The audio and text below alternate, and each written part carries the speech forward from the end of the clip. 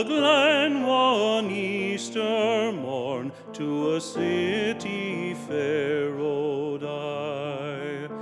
Their armoured lines of marching men in squadrons passed me by. No fife did hum, or no battle drum did sound its dread tattoo, but the Angelus bell or the Liffey swell rang out in the foggy dew. Hello and welcome once more to the Irish Military Seminar. I'd like to acknowledge our hosts, Riverbank Arts Centre, JuneFest, and the County Kildare Decade Commemorations Committee of Kildare County Council. I'd like today to welcome historian Michael Murphy, a passionate Kildare man with a keen interest in Kildare and the War of Independence. And the song we heard at the start was The Foggy Dew, a song which for many remains the quintessential song of the Easter Rising. But its author, Canon Charles O'Neill, had attended the first sitting of the Dáil in 1919, and he was moved to put pen to paper. Elected to that august body were two Kildare men, Donal Luabukala of Maynooth and Art O'Connor of Selbridge, men who'd been involved in 1916 and in the aftermath. And in that vein, Michael, what brought you to look at this period in history? So if you look back to the writings of the 80s and the 90s on this era, we see the so-called active counties featuring predominantly. So Dublin, Cork, Longford, Limerick. Kildare wasn't there. So when studying this era in college, I remember reading Michael Hopkinson's book, The Irish War of Independence. He does briefly mention Kildare. He says Kildare really had underperformed at this time, and it failed to disrupt the line of communications, it failed to carry out a successful containment policy, and he also noticed that the accounts which come out of this time from Kildare participants almost had an apologetic air for lack of engagement. So this really prompted me to investigate this further, and this led to the publication of an essay in the volume Terror in Ireland 1916 to 1923, edited by the late David Fitzpatrick. And David, of course, that was based as well on other historians' works, using those sources to influence your own new research. Exactly. So the work of James Durney, who had really led the way in Kildare with the publication of On the One Road and the War of Independence, and in the recent weeks, we see the publication of Seamus Cullen's Kildare, the Irish Revolution. And David's seminal volume still today really important for any student of that history, really. Absolutely. How important is the opening up of the military archives, though, the online resources to us today? They are so valuable. We now have readily available access to the Bureau of Military History witness statements and the military pensions files. Wow. And this is, of course, 24/7 at our beck and call. Exactly. What was the political temperature of Kildare in the aftermath of the Easter Rising? So anger and resentment are the dominant mood in Kildare and the rest of the country following the Easter Rising.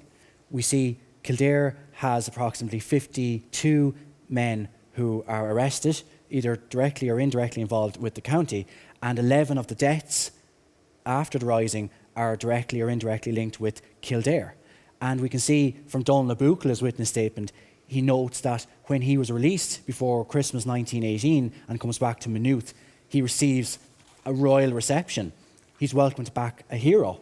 But that wasn't the mood that greeted the rebels after Easter week. They left the country to go to British jails, and people were really annoyed at them and angry at them because they had loved ones who were fighting the cause elsewhere. But a huge change now. Yes, now in 1918 there is a huge change. Sinn Féin becomes the dominant political force in the country to press for Irish independence.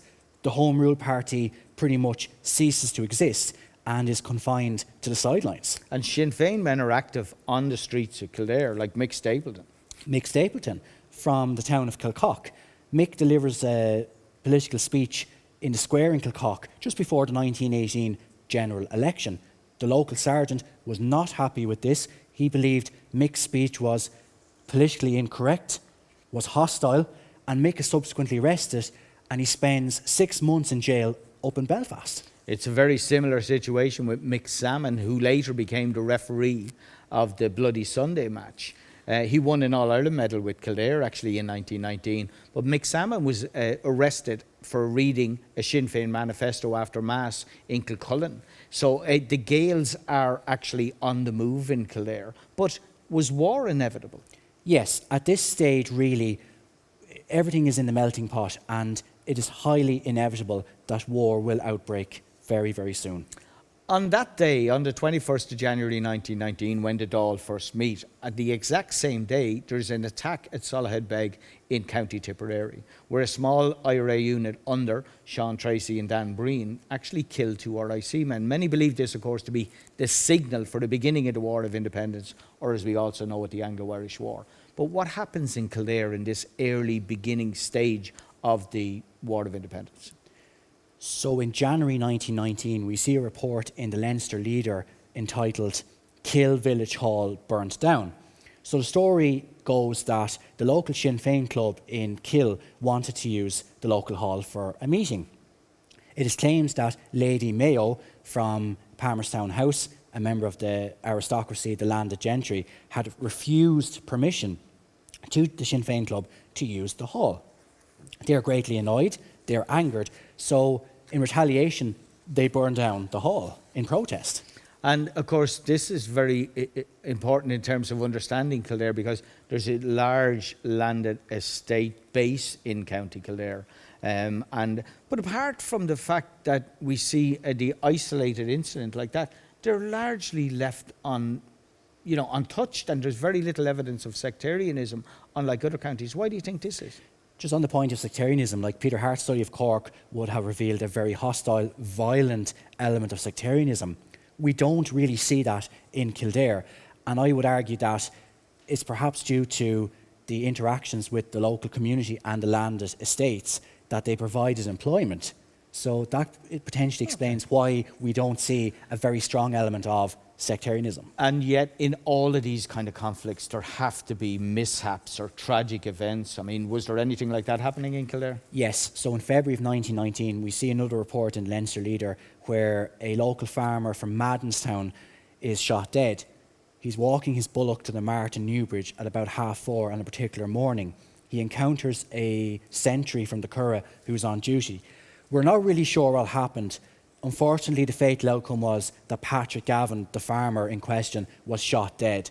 So there was some sort of altercation. Maybe he refused to comply with an order or directive to kind of maybe stop and search, etc. But unfortunately, Patrick is shot dead by a sentry called Private Gay. And later in the war, there was an IRA attack on the military stores in Newbridge. And the outcome of that, sadly, was that a couple of innocent people lost their lives. I suppose it's inevitable with this sort of close contact conflicts that we see a tragic outcome. But, I mean, the War of Independence was very slow to start in Kildare. I mean, why was that? Kildare at this time was pretty unique. It was a garrison county. So take, for example, the Curragh Camp. It's the largest military base in County Kildare and in Ireland. Also, it's the second largest military base in the United Kingdom.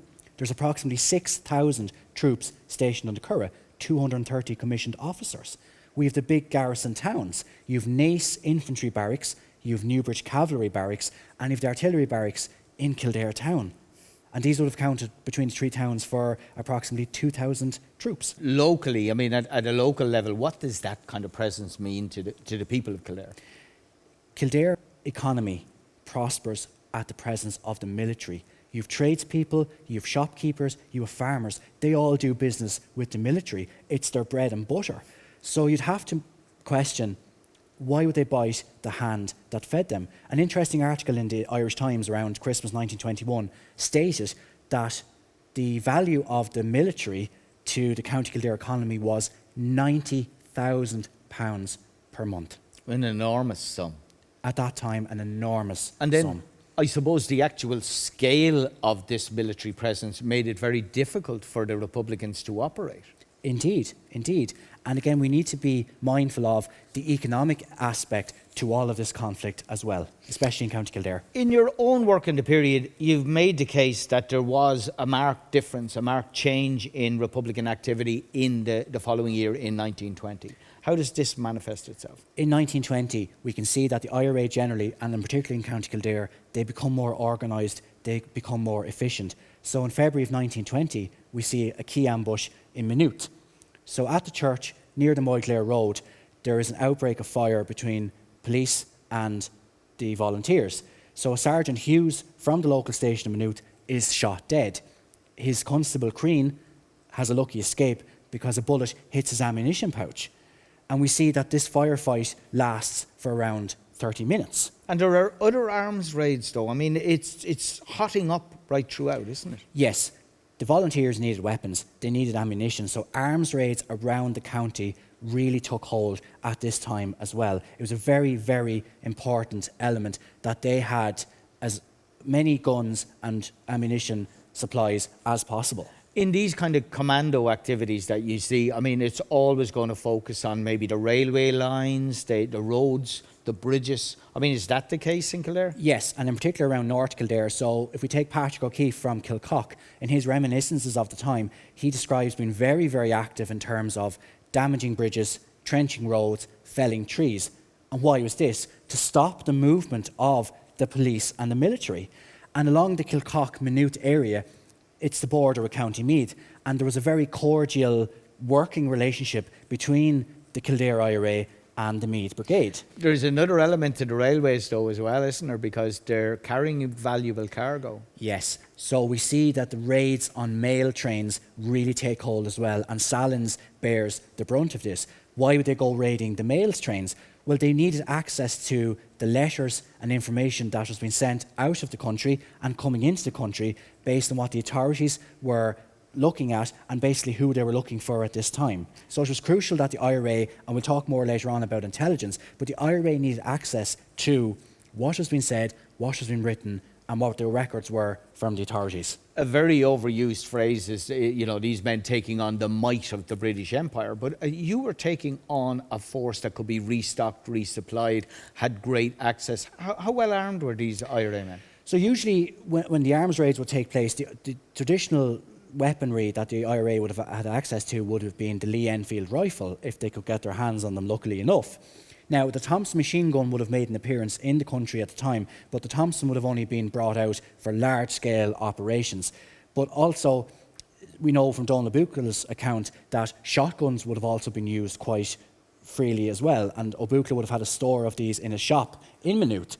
So usually, the rifles and the shotguns would have been the standard weapons that the IRA would have. I think it's worth thinking about, though, if you're lying in wait for a patrol, I mean, that patrol could come along with well-armed troops in the back of it, Black and Tans, auxiliaries, whoever, but also you may be facing an armoured car or a Vickers machine gun or something. So, I mean, they were extremely well resourced. On one side, they were very well resourced. These guys were very brave men to be out in the field. How many do we estimate? How many men were active in Kildare? Approximately between the two brigades in Kildare, there was approximately 300 men who would have been active on the ground.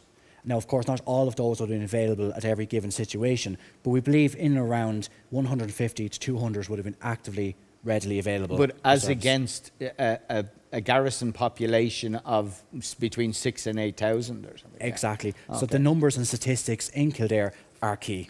We talked about felling of trees and trenching roads. Was there much destruction in County Kildare? Yes. So by March and April of 1920, we can see the significant destruction of RIC barracks and courthouses. So before the conflict begins, we see Kildare has 24 RIC barracks. By April of 1920, the vast majority cease to exist. They're destroyed and they're vacated. And why are they attacking courthouses, even tax offices? What's the point there? So this is part of the campaign to effectively disable the ruling order of the British administration. So take out the police, take out the courts of justice, and then raid the excise offices to stop them from carrying out their duties. So it's an orchestrated campaign to effectively dismantle, disable the running of the administration. Is this recorded in the police accounts? Yes. So we can see the county inspector made a report every month. By June of 1920, we see a total of 18 outrages are committed in County Kildare. The Inspector General of the RIC, so this is a grade above the County Inspector, he specifically notes Kildare, and he claims that the considerable loyal element that was present in Kildare up to this point has become completely dominated by Sinn Féin and the IRA.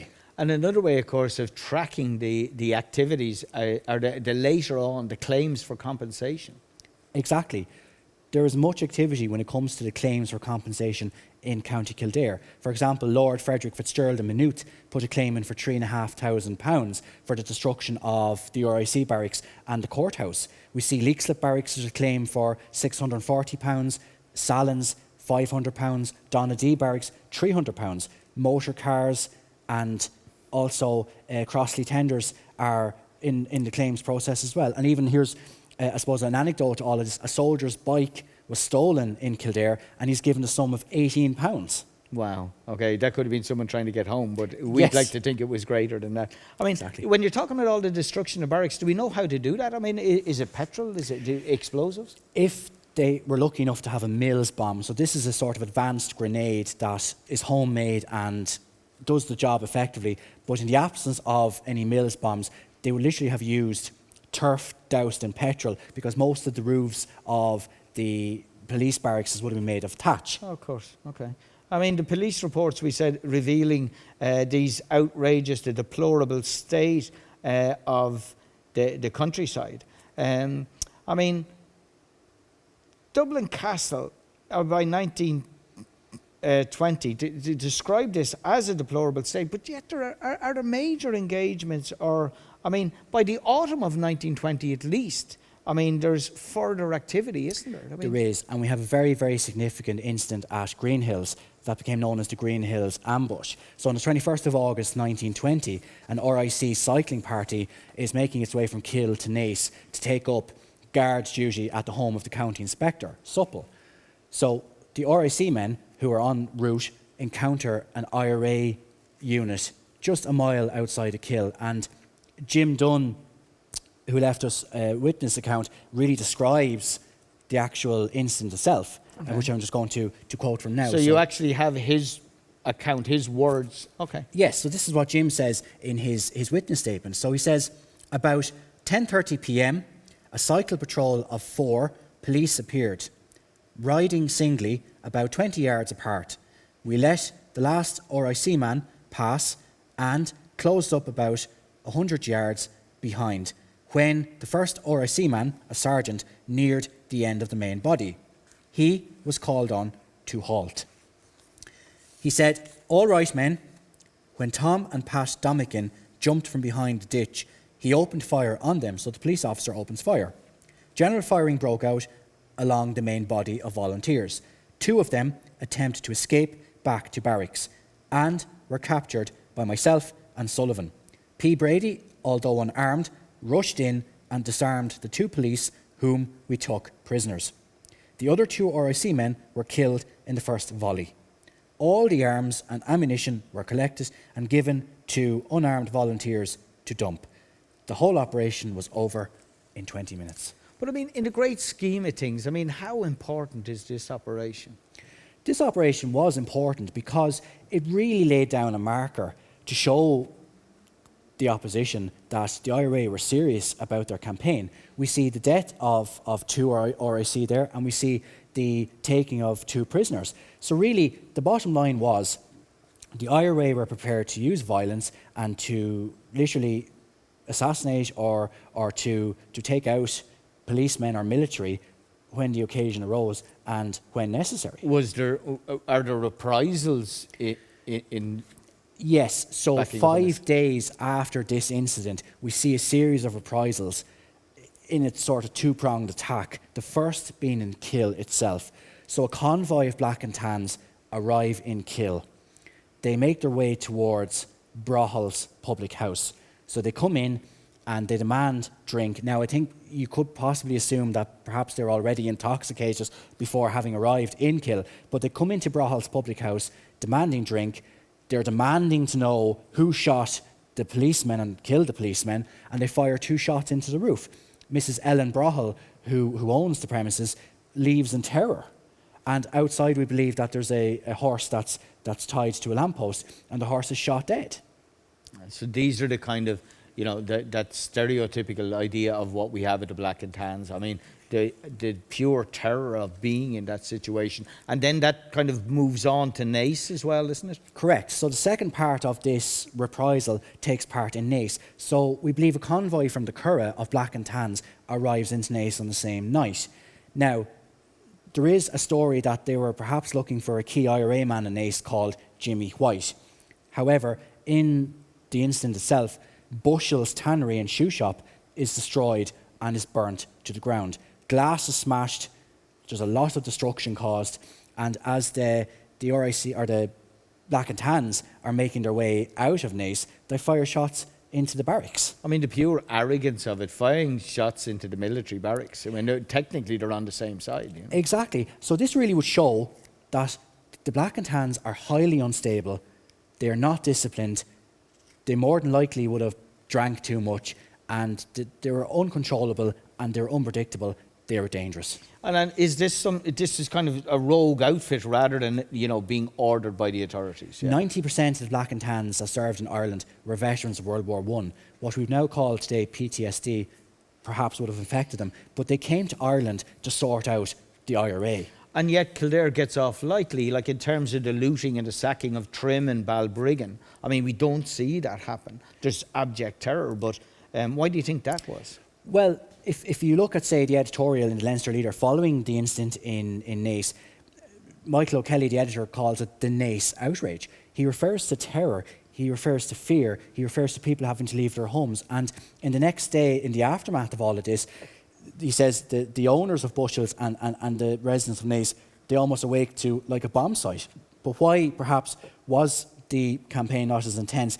Perhaps because in Kildare, there wasn't as many deaths on the military and police side as there were in other areas like Dublin and elsewhere in places like Meath. So that's probably why we do not see the same level of aggression. It's there is terror in Kildare enacted by the Black and Tans, but of course not on the same level as the places that you mentioned. I think an important part of the kill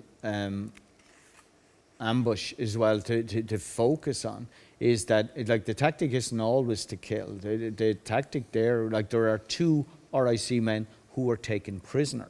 And I mean, they were also witnesses to what had happened. And there would have been fear amongst the IRA men, yet they're taken prisoner and they're sent into the Burke estate and allowed to live, basically. Exactly, and I think it would also probably show that there is a sort of humane aspect that the IRA, more likely than not, were just looking for weapons to stock up with. Did Kildare have any of these personalities? Everybody thinks of the War of Independence, you think of Collins, you think of Rory O'Connor, Dan Breen, Tom Barry. I mean, is there anybody like that in Kildare? Yes. So the one person that stands out for me is Jim Dunn, whom I quoted there in the witness statement that took part in the Green Hills ambush. To me, Jim Dunn was the Dan Breen of Kildare. He's only 20 years of age at the time of the War of Independence. His father, Patrick, is the commander of the local kill unit of the volunteers.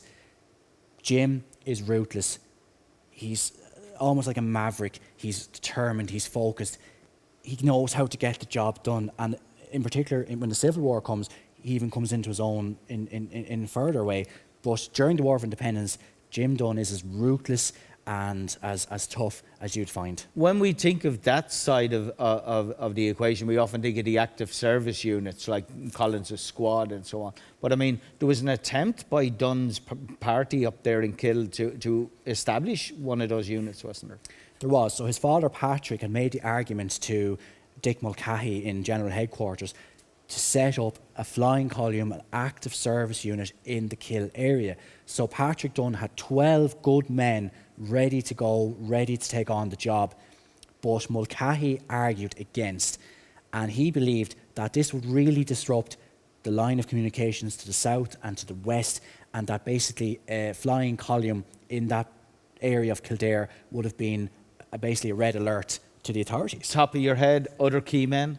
So Donald Nabukla in Maynooth is a very significant figure, a veteran of 1916. Tom Harris would have been very, very influential as well. We see Jack Fitzgerald and Joyce Conlon, who won All-Ireland medals with Kildare. So you have All-Ireland winning medal holders taking the fight in the cause as well. Are there incidents where the RIC or military maybe who remain in service but are loyal to the Republicans? You know, they're providing intelligence or arms. Like, is there an intelligence war in Kildare? There is, and if we look at intelligence generally in the grand scale of things in the War of Independence, intelligence is crucial to the functioning and success of the IRA's campaign. So in Kildare, we do have many characters who are involved in the intelligence war. For example, in the county inspector's office, we have a Sergeant Jerry Maher, and he has access to really prime information and the codes and the different deciphers, and he passes this on to Sean Kavanagh. You've another guy there, Patrick Casey, in the same office, who's also hot on the trail of this information. But to understand it, Maher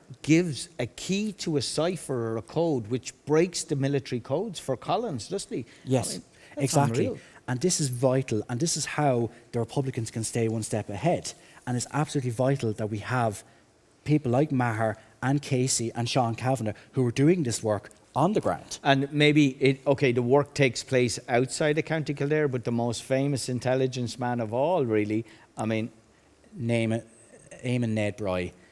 As we can see in the Michael Collins film, as Stephen Ray depicted him, he is crucial to the functioning of the IRA in Kildare, but also in Dublin as well. So Bry joins the Dublin Metropolitan Police, primarily really for its athletics. He was a keen athletics person, and the DMP really had a very good athletics organisation. So he joins the DMP, he comes into the infamous G Unit. So the G Unit or G Division is the political wing of the police. They're based in Brunswick Street, and Bry becomes a confidential clerk within this unit. And they're tracking the IRA, man. They're tracking the IRA.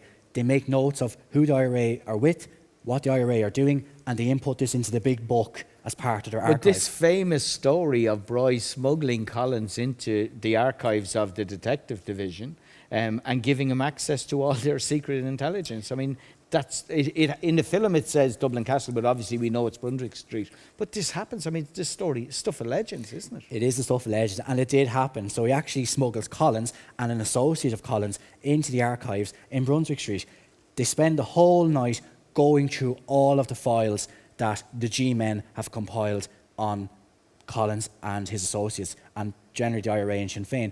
And as Collins says to Bry, well, these files aren't much good without the G-men that compiled them. So Collins even lifts his own file and photograph. And I think, as well, one of the key aspects we know about Collins was there was never a clear photograph of him. They didn't really know what he looked like. Yeah. Because of this as well. So it's crucial. Exactly. Bry was arrested then, but Collins actually, just as the truce is being signed, Bry was actually, he was going to die, really, wasn't he? He was going to be killed. Bry was going to be executed for treason because, again, he was smuggling out copies of the files. So he was caught allegedly with a whole load of papers from the detective office, and he was supposed to have been burning these papers, and he was caught, and then he was going to be tried and executed for treason. Well, Collins saves him and brings him as a personal bodyguard, doesn't he, really? Yeah? He demands the release of Bry. Collins and his associates demand the release of Ned Bry, and Collins never forgot the role and contribution that Ned Bry made to the intelligence war, and Collins brings him on board as a confidant, secretary, bodyguard, basically all-rounder with him when he goes to London for the treaty negotiations. And Collins never forgot the role of Ned Bry. And as we saw in the film between Stephen Ray and Liam Neeson, there is that cordial relationship between the two. And you mentioned, of course, Frank Joyce Conlon, Jerry Marr, but there were Michael Fay in Selbridge. Michael Fay, an interesting character in Selbridge. He's a UCD medical student, but he's heavily involved with Pat Colgan in Maynooth, and often he would cycle into Dublin, into GHQ, maybe 3 times a day, delivering messages, deciphers, key information. Women, quite often when we think of the war, we think of the successful war of intelligence, the smuggling of messages, in some cases arms and ammunition and whatever. Was there a key role of women? Were there key women personalities in Kildare during the War of Independence? So really coming them on takes hold in Kildare as in the rest of the country. And one key lady who was involved in the organisation of coming them on the ground was Bridget O'Mullane, originally from Sligo, but she comes into the Naas area and she begins to start forming units of Cumann na mBan around the county. And by 1921, there's approximately 11 Cumann na mBan branches in County Kildare. And openly leading the funerals or the parades and stuff as well, I mean. Yes, so a key role, apart from taking care of weapons, cleaning weapons, getting rid of weapons or storing weapons on first aid duties, they would have been a presence at the military funerals, because if any of the men from the IRA units were seen, they would have been arrested. So the nationalist presence was demonstrated by these women. As spies and informers, of course, when we talk about intelligence, there were 2 controversial killings in Kildare. And I know it's easy to label dead men as spies and informers, not always easy to back up the information. But I mean, was this really happening? Well, based on the work and research that Halpin has done, spies and informers in the independence era, there were definitely spies and informers. Like in Kildare, we believe an incident where a man was killed in Kilcullen and another man that was killed around the Allen area. They were supposed to have been spies and informers. But really, I suppose, well, what defines a good spy and informer? They're not found out. They continue to carry on under the radar. So you could argue that there possibly was spies and informers. I think the important thing to realise here is that people weren't just afraid of the black and tans. There was also a fear of the IRA, because, I mean, if you were marked as a spy or informer, the danger was there was going to be a knock at the door in the middle of the night, wasn't there? There was. And also, based on the police reports as well, we do know that there was engagement from the IRA to members of the public not to be seen engaging with the police or the military. Okay. Before the truces eventually called in July of 21, there were a couple of other incidents or ambushes. Allen, I mean, a failed ambush in many respects. They had sat out in the Hill of Allen waiting for a black and tan patrol, which came at the same time every day, but not that day. It came hours later. The men were actually on their way home. They heard the Crosley tender coming up over the hill, and they rushed back, and shots were exchanged, and eventually the black and tans jumped back in the Crosley tender and made their way away. But Stockumney, Barrow House, there were other major ones. Yes, so if you take Stockumney there, for example, that's around the area near Leixlip Lucan. So the plan there allegedly was given from Michael Collins to Patrick Mullaney of Leixlip. So the Meath IRA and the North Kildare IRA, led by Patrick Mullaney, were supposed to go on board a military train that was travelling through Stockumney. Now, unfortunately, everything was laid in place. They had felled a tree to actually block the railway line, so the train would have to stop. They took over a local house as a sort of lookout point. Everything is ready to go, except a convoy of black and tans on the road arrives. Unexpectedly. This scuppers their plan. There's mayhem, chaos, and we believe there are a few arrests then as a result of this. Okay. And I mean, what happened to those men now when they were arrested? I mean, so they would have been sent to the internment camps. So you would have the infamous Ballykilner camp in County Down. So there was approximately 26 Kildare men would have served time in Ballykilner. Right, and actually a man from, originally I think born in Tipperary, but he was serving with the Kill Company, died in Ballykilner. He was shot dead. Exactly. Sean O'Sullivan, I think. Yes, and of course, like we had, as James would have referenced before, the internment camps, of course, in the Curragh became infamous as well. So this was an example of an ambush that was well planned, but unfortunately failed. Yeah, actually, I think O'Sullivan, just to correct that, I think he died of maltreatment, but there were men who were shot there. And of course, as we did talk with James about the Curragh, but I mean, that's one of the things, when Collins talks about being only 3 weeks left, it's not just about bullets and bombs and whatever. I mean, there was a huge amount of people incarcerated and in prison. Absolutely. Barrow House. So on the 16th of May 1921, we see an incident is planned and occurs in Barrow House near Athy. So a convoy of black and tans are travelling to from Ballylinen to Maganey. And the local IRA in Barrow House are in situ, ready to attack. Just at the crucial moment, the convoy is arriving, and what happens? A group of school children from the nearby primary school make their way onto the road. Again, the plan is scuppered. The boys have to abandon the ambush. They make their way from the scene. Black and tans have noticed the men with the guns. They start opening fire, and 2 IRA men are killed. You've James O'Connor is hit in through the neck, and you've Jim Lacey who's shot through the stomach. Wow. And I mean, it just goes to prove that we weren't in Kildare just about felling trees and causing disruption. They were laying ambushes at that time. Exactly. So eventually, 11th of July 1921, the treaty, or the truce is called, and later then in December, the treaty is signed.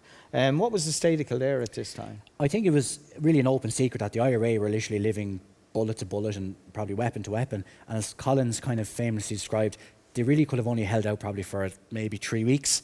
So in Naas, we see the local IRA set up a headquarters in the town hall. They begin patrolling the town. It's almost like business as usual, except they don't have the encounters, or they don't have to shirk the wrath of the Black and Tans or the police.